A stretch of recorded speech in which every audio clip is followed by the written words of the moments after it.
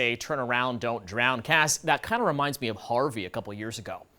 Yeah, very reminiscent of that, even though Harvey produced upwards of 3 to 4 feet of rain in some sections of southeast Texas.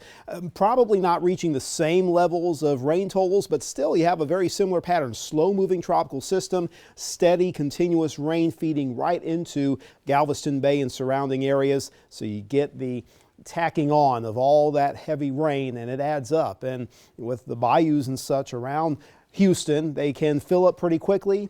And the result is the flooding that you see on some of those highways. And it's still going to move very slowly. It made landfall at 11 o'clock last night, our time, and since then it's moved maybe 20 miles inland. So that gives you just an idea of how slow it's moving, but it will start to pick up speed as far as its forward motion goes, moving into the Mississippi Valley by later this week and perhaps beyond into the Mid-South region. This is Teddy, that hurricane that's beginning to blend into a cooler environment, but the center of it is moving closer to Nova Scotia, and it's going to start to lose its warm core, which makes it a tropical system, but nonetheless is still going to maintain quite a bit of wind force as it moves to the north.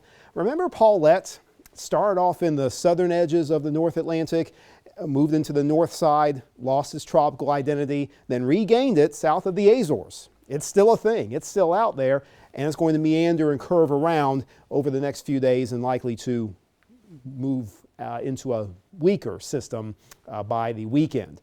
Yet there's still that blob of moisture over the Florida Straits and western Cuba. The chances for it to form into something have decreased since yesterday, but I think primarily this will be a source of moisture that comes back towards the peninsula, and that will influence our own local rain chances. My goodness, what else is out there?